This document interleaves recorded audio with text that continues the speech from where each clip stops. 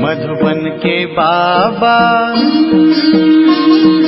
मधुबन के बाबा मुरली वाले, आपका क्या कहना, आपका क्या कहना। ओम शांति। आज 4 मार्च 2023 के साकार मधुर महावाक्य हैं। आज मीठे मीठे बाप दादा बोले, मीठे बच्चे, तुम रूहानी यात्रा पर हो। तुम्हें देह का भान और पुरानी दुनिया को भूल वापस घर चलना है, में रहना है। बाबा ने कहा, मीठे बच्चे, तुम रूहानी यात्रा पर हो। तुम्हें देह का भान और पुरानी दुनिया को भूल वापस घर चलना है, एक बाप की याद में रहना है। बाबा ने आज प्रश्न पूछा, साक्षी हो कौन सी बात हर अपने आप से पूछनी है। और उत्तर में बाबा कहते, जैसे बाप साक्षी हो हर एक बच्चे की अवस्था देखते हैं कि उनकी अवस्था कैसी है, बाप को पाकर अतीन्द्रिय सुख का अनुभव करते हैं या नहीं।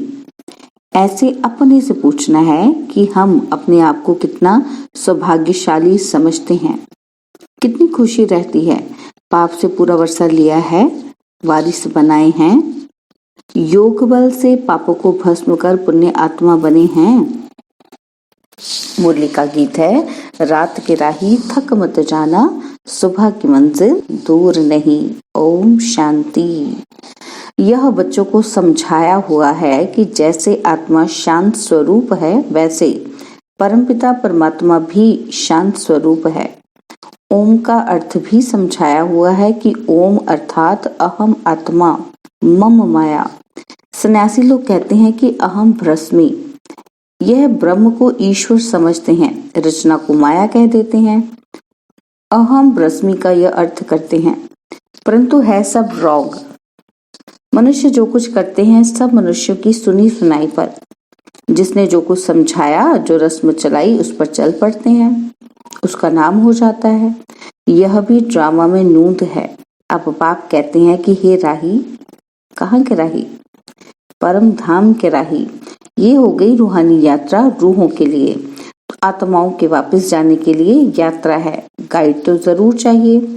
विलायत से आते हैं तो उनको भी गाइड मिलता है, मुख्य मुख्य सब स्थान दिखाने के लिए।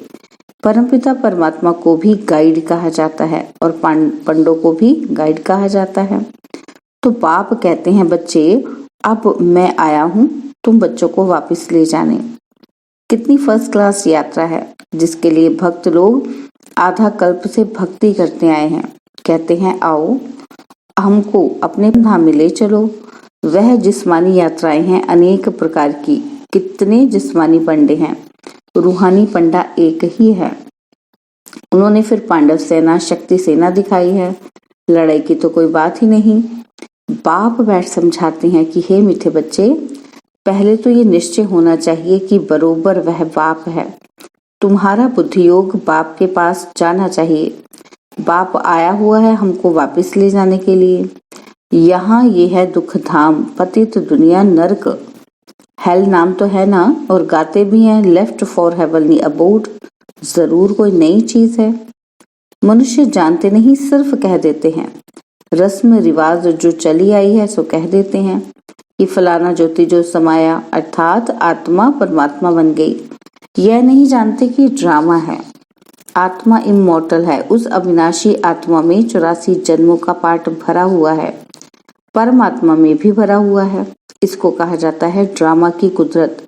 परमात्मा से भी तुम पाठधारियों का तो और ही जास्ती पाठ है। वह तो है क्रिएचर डायरेक्टर। तुम जो देवी देवता बनते हो उनका सबसे जास्ती पाठ है। आदि से अंत तक तुम्हारी पाठ है। सत्युग त्रेता में तो बाप का पाठ है ही नहीं। वहां बाबा को कुछ भी करना नहीं पड़ता। इस समय में बहुत सर्विस करता हूँ। तुम बच्चों को भी और भक्तों को भी राजी करना पड़ता है। भक्तों को साक्षात्कार होता है तो वह समझते हैं कि बस हमने ईश्वर को पाया। भक्तों का नाम कितना है, वह है भक्तमाला और यह है रुद्रमाला। ज्ञान माला में भक्ति नहीं है। वह तो ज्ञान सागर से ज्ञान धारण कर भक्तों का भी उद्धार करते हैं। उन्हों की ही फिर रुद्रमाला बनती है। अब तुम बच्चे समझते हो कि हम रूहानी यात्रा पर हैं। ग्रस्त व्यवहार में रहते याद बढ़ानी है, वह है बहुत स्वीट चीज। बाप रचता भी है, बच्चों को क्रिएट करते हैं। ब्रह्मा मुख वंशावली बनाया है। सब कहते हैं कि हम शिव बाबा के बच्चे हैं, फिर डायरेक्शन मुख्य देते हैं कि मनमना भव। मैं आया हूँ तुमको पढ़ाने। हूबहू 5000 वर्ष पहले मैंने ये राजयोग सिखाया था। मैं निराकार आत्माओं से बात करता हूँ। तुम अपने ऑर्गन्स का आधार लेते हो, मैं इनके ऑर्गन्स का आधार लेता हूँ। बाबा कहते तुम्हारे अपने ऑर्गन्स है, मैं इनके ऑर्गन का आधार लेता हूँ। अब तुमको वापस जाना है, इसलिए पुरानी दुनिया को भूलना है। इसको ही संन्यास कहा जाता है। पहले पहले तो निश्चय करना है कि मैं आत्मा हूँ, देह नहीं। इस देह का भान भूल जाना है, पुरानी दुनिया को छोड़ना है। अब मैं वापस लेने आया हूँ, तो मेरी श्रीमत पर चलो। देह सहित देह के सभी संबंध आदि भूल जाओ। एक बाप को याद करना है, मेहनत बिगर कोई बादशाही थोड़ी मिलेगी। विश्व का मालिक बनना है। जो नॉलेज मेरे में है वह अब तुम्हारे में भी आ गई। तुमको संक्षेप में और डिटेल में जाएंगे तो बहुत विस्तार है। बाबा कहते तुमको संक्षेप में और डिटेल में भी समझाया है कि बीज से इतना झाड़ निकलता है। फिर झाड़ की डिटेल में जाएंगे तो आगे बहुत विस्तार है। बाप कहते हैं अब इस पुराने झाड़ को भूलो, अब सिर्फ मुझे याद करते रहो। भगवान वाच कि मैं तुमको राजयोग और रचना की नॉलेज देता हूँ। यह रचना कैसे रचता हूँ, कैसे वृद्धि को पाती है, यह है ड्रामा को समझना। सो तो मनुष्य ही जानेंगे, भगवान पढ़ाएंगे भी मनुष्य को।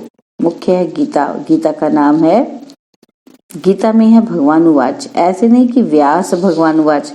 कहते हैं श्री कृष्ण भगवान ने गीता सुनाई, व्यास ने लिखी।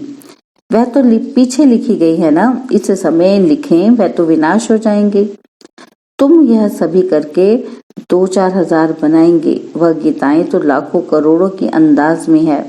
फिर भी यही पुराने शास्त्र निकलते हैं, जिससे फिर कॉपी करते हैं। जो उस गीता में अक्षर बाई अक्षर है वही निकलेगा। ड्रामा में वही नूंद है।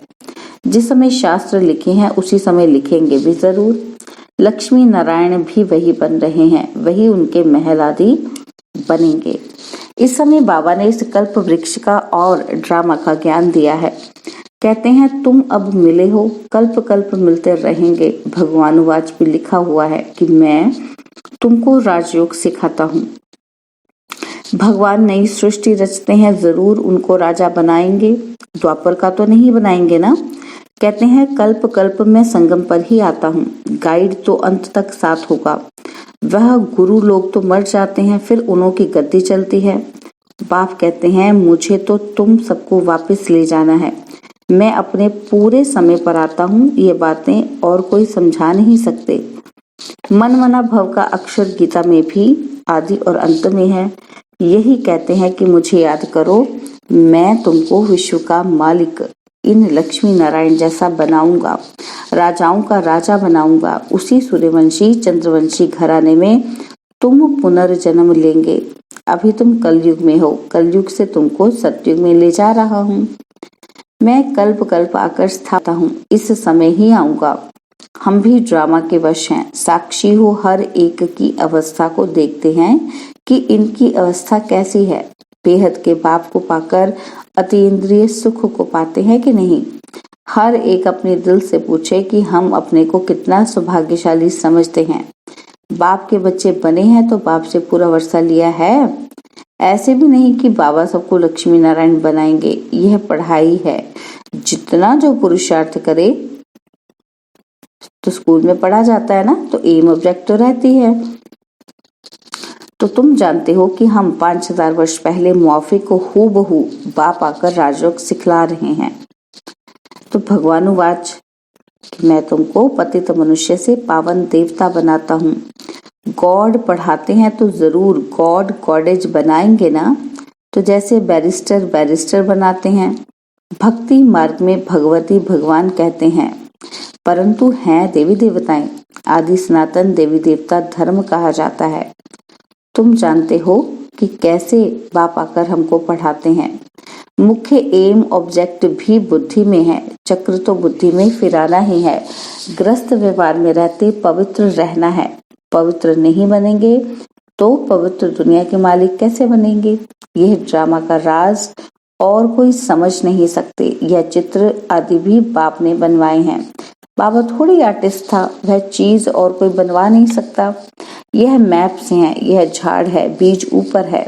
कल्प वृक्ष के नीचे जगदम्बा बैठी है, जो सभी के सुख की कामना पूरी करती है।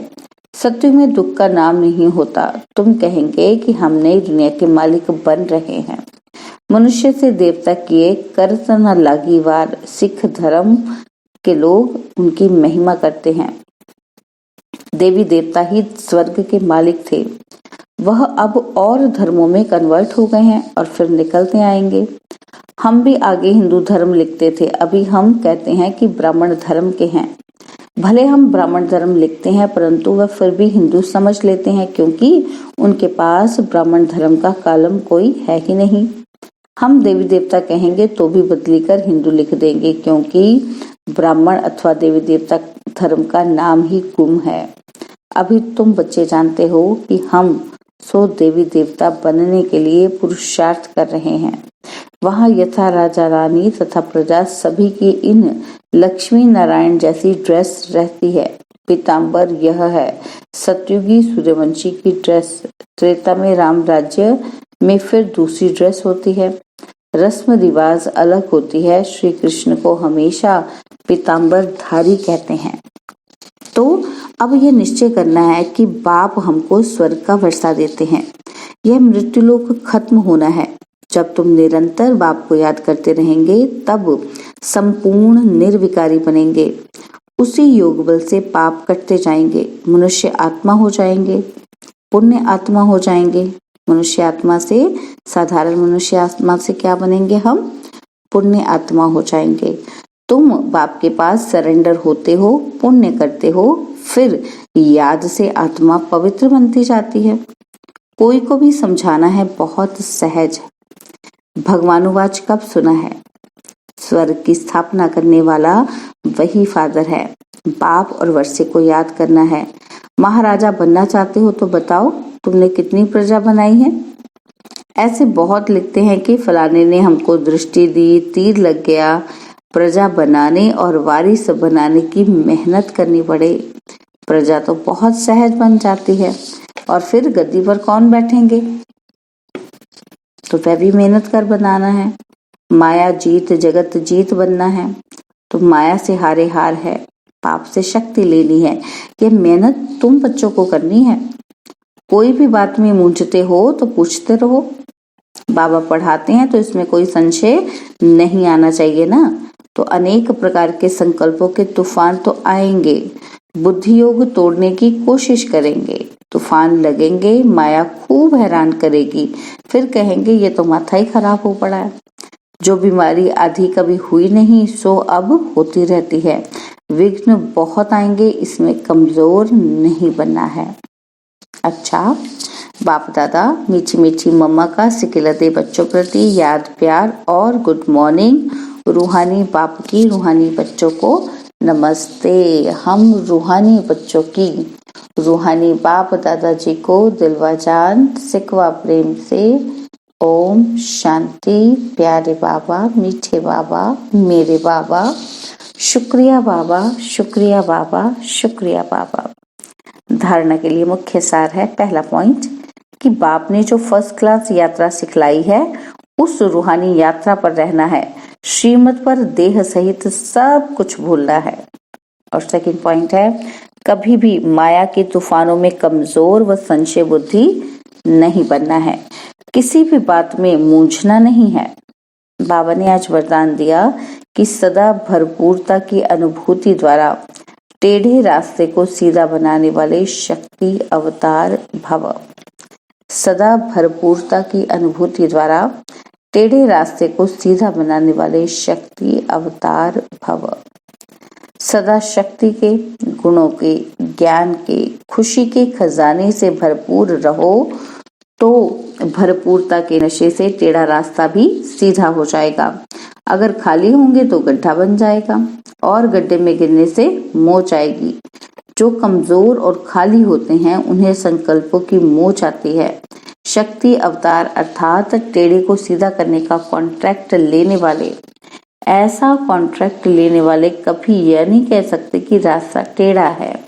अगर कोई गिरते हैं तो अटेंशन की कमी है या बुद्धि भरपूर नहीं है। स्लोगन है, रुहाब को धारण करने वाले ही रूहानी गुलाब हैं। रुहाब को धारण करने वाले ही रूहानी गुलाब हैं। ओम शांति। और अब यह एक बहुत अच्छी वीडियो भी जरूर देखें।